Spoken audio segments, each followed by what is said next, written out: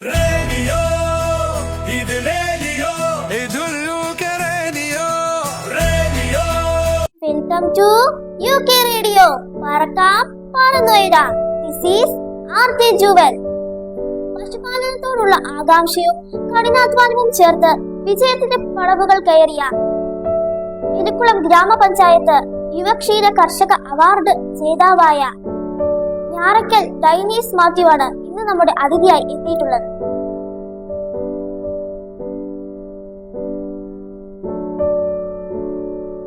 എൻ്റെ പേര് ഡൈനീസ് മാത്യു, വീട്ടുപേര് ഞാറയ്ക്കൽ. ഞാൻ എലിക്കുളം ആണ് താമസിക്കുന്നത്. കഴിഞ്ഞ 15 വർഷമായിട്ട് ഞാൻ വിദേശത്തായിരുന്നു. വിദേശത്തെ പ്രവാസ ജീവിതം അവസാനിപ്പിച്ച ശേഷം നാട്ടിൽ വന്നിട്ട് ഒരു ചെറിയ ക്ഷീരമേഖലയിലോട്ട് കിടക്കാനായിട്ടൊരു ചെറിയ ഫാം ആരംഭിക്കുകയുണ്ടായി. ഒരു പശുവിൽ തുടങ്ങി ഇപ്പോൾ ഏകദേശം 10 പശുക്കൾ, 2 കിടാരികളും ഉൾപ്പെടെ 12 പശുക്കളോളം എൻ്റെ ഫാമിലുണ്ട്. പൊതുവെ ഇപ്പോഴത്തെ യുവജനങ്ങൾ ആരും കടന്നു വരാത്തൊരു മേഖലയാണ് ക്ഷീരമേഖല. കാരണം അതിന് ജോലിഭാരം കൂടുതലാണ് എന്നുള്ള ഒരു പൊതുവായ ധാരണയുടെ പുറത്താണ് എല്ലാവരും ഈ മേഖലയെ ഉപേക്ഷിക്കുന്നത്. പക്ഷേ ഞാൻ എൻ്റെ ഫാമിൽ കേരള സർക്കാരിൻ്റെ സഹായത്തോടു കൂടി വളരെ ബുദ്ധിമുട്ടുള്ള എല്ലാ ജോലികളും മിഷനറികളുടെ സഹായത്തോടെ ആണ് ചെയ്യുന്നത്. അതുകൊണ്ട് എനിക്ക് വലിയൊരു ജോലിഭാരമുള്ളതായിട്ട് തോന്നുന്നില്ല. പിന്നെ പാലിൻ്റെ പുതിയ പുതിയ വിപണന മേഖലകൾ സ്വയം കണ്ടെത്തുവാൻ സാധിച്ചു കഴിഞ്ഞാൽ ഈ മേഖല തീർച്ചയായിട്ടും ലാഭകരമാണ്. എല്ലാവരും വൈക്കോളാൻ ജോലി ചെയ്യുന്ന ഈ കാലത്ത് സാർ ഈ മേഖലയിൽ ചെയ്യുന്നതിന്റെ കാരണം എന്താ, ഒന്ന് പങ്കുവെക്കാമോ? ഞാനൊരു 15 വർഷമായിട്ട് വിദേശത്തായിരുന്നു. White collar ജോബായിരുന്നു.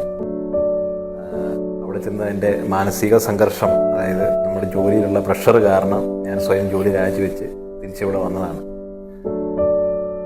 ഇവിടെ വന്ന് എൻ്റെ അപ്പനും വല്യപ്പന്മാരായിട്ട് ഞങ്ങൾ മൃഗ സംരക്ഷണമായിരുന്നു. ഞങ്ങൾക്ക് പന്നി ഫാം ഉണ്ടായിരുന്നു. അതിനുശേഷമാണ് ക്ഷീരമേഖലയിലോട്ട് വന്നത്. ഏതൊക്കെ പശുക്കളൊക്കെയാണ് ഫാമിലുള്ളത്?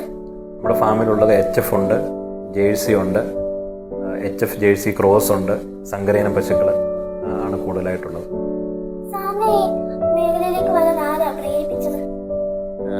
ഈ മേഖലയിലോട്ട് വരാൻ വേണ്ടിയിട്ട് എൻ്റെ പേരൻസാണ്.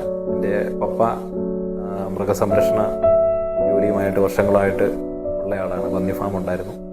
ഫാദറാണ് ഈ മേഖലയിലോട്ട്. എൻ്റെ ഫാമിൽ 12 പശുക്കളും 2 കിടാരികളും ഉണ്ട്.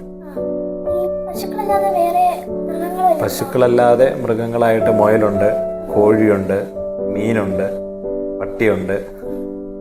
അതൊക്കെയാണ്. തീർച്ചയായിട്ടും നമുക്ക് ഇപ്പോൾ ഗവൺമെൻറ്റിൻ്റെ ഭാഗത്തുനിന്ന് ഒരുപാട് സബ്സിഡികൾ കിട്ടാറുണ്ട്. നമുക്ക് മെഷീനറികൾ വാങ്ങിക്കുന്നതിനും പശുക്കളെ വാങ്ങിക്കുന്നതിനും പുതിയ കൂടുകൾ പണിയുന്നതിനും എല്ലാത്തിനും നൂതന സാങ്കേതിക വിദ്യകൾ ഇംപ്ലിമെൻറ്റ് ചെയ്യാൻ വേണ്ടിയിട്ട് ഗവൺമെൻറ് നമുക്ക് ഒരുപാട് സബ്സിഡികൾ തരുന്നുണ്ട്. പിന്നെ അവർക്ക് സ്മാർട്ട് ഡയറി ഫാം എന്ന് പറഞ്ഞിട്ടുള്ളൊരു പ്രൊജക്റ്റ് തന്നെ ഇതിനു വേണ്ടിയിട്ട് തന്നെ ഇപ്പം ക്ഷീരകർഷകർക്ക് കൊടുക്കുന്നുണ്ട്. അതേപോലെ തന്നെ മൃഗ ഡോക്ടർമാരാണെങ്കിലും ഇപ്പം ഇവിടെ ഇരിക്കുന്ന ഡോക്ടർ രമ്യ എടുത്തു പറയേണ്ട ഒരു വ്യക്തിത്വമാണ്. അദ്ദേഹം ഏത് സമയത്തും നമ്മുടെ എല്ലാ ആവശ്യങ്ങൾക്കും ഓടിയെത്താറുണ്ട്. ഇപ്പം വളരെ കോപ്പറേറ്റീവായിട്ടാണ് സർക്കാർ നമ്മുടെ അടുത്ത് ക്ഷീരകർഷക മേഖലയിൽ പ്രവർത്തിക്കുന്നത്. രാവിലെ 5 മണിയാകുമ്പോൾ എണീക്കും. ഞാനും അപ്പനുമാണ് എഴുന്നേൽക്കുന്നത്. എഴുന്നേറ്റ് അപ്പൻ ആദ്യം പോയി കൂട് കഴുകി വൃത്തിയാക്കും. ഒരു പണിക്കാരനുണ്ട്, അവനും ഒന്ന് കൂട് കഴുകി വൃത്തിയാക്കി ഞങ്ങളെ പശുവിനെ കറക്കാൻ വേണ്ടിയിട്ട് റെഡിയാക്കും. അതിനുശേഷം പണിക്കാരന് എല്ലാ പശുക്കളെയും മിഷ്യൻ വെക്കും. മിഷനിലാണ്, കറവ് മിഷനിലാണ് പശുവിനെ കറക്കുന്നത്. അതിനുശേഷം എല്ലാത്തിനും തീറ്റ വെച്ച് കൊടുക്കും. തീറ്റ വെച്ച് കൊടുത്തതിന് ശേഷമാണ് കറക്കുന്നത്. അതെന്തുകൊണ്ടാണെന്ന് ചോദിച്ചു കഴിഞ്ഞാൽ പശു നമ്മൾ കറക്കുന്നതിൻ്റെ ഇടയ്ക്ക് നമ്മളെ ഉപദ്രവിക്കാതിരിക്കാനും തൊഴിക്കാതിരിക്കാനും വേണ്ടിയിട്ടാണ് നമ്മൾ തീറ്റ വെച്ച് കൊടുത്തിട്ട് കറക്കുന്നത്. അതിനുശേഷം എല്ലാത്തിനെയും കുളിപ്പിച്ച് വൃത്തിയാക്കി തീറ്റയിട്ട് കൊടുക്കും. അങ്ങനെ രാവിലത്തെ പരിപാടി ഒരു 2 മണിക്കൂർ കൊണ്ട് കഴിയും. പിന്നെ വീണ്ടും 4 മണിയാകുമ്പം വീണ്ടും സ്റ്റാർട്ട് ചെയ്യും. ഇതേപോലെ തന്നെ ചാണകം വാരി പശുവിനെ കുളിപ്പിച്ച് മിഷ്യൻ വെച്ച് കറക്കും.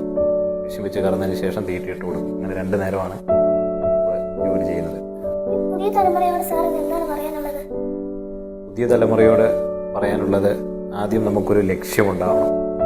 ആ ലക്ഷ്യത്തിലോട്ട് നമ്മൾ എത്തിച്ചേരുവാനായിട്ട് കഠിന പ്രയത്നം ചെയ്യുക.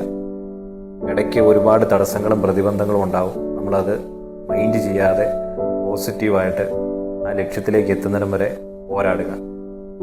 തീർച്ചയായിട്ടും അവസാനം നമുക്ക് വിജയം ഉണ്ടാവും.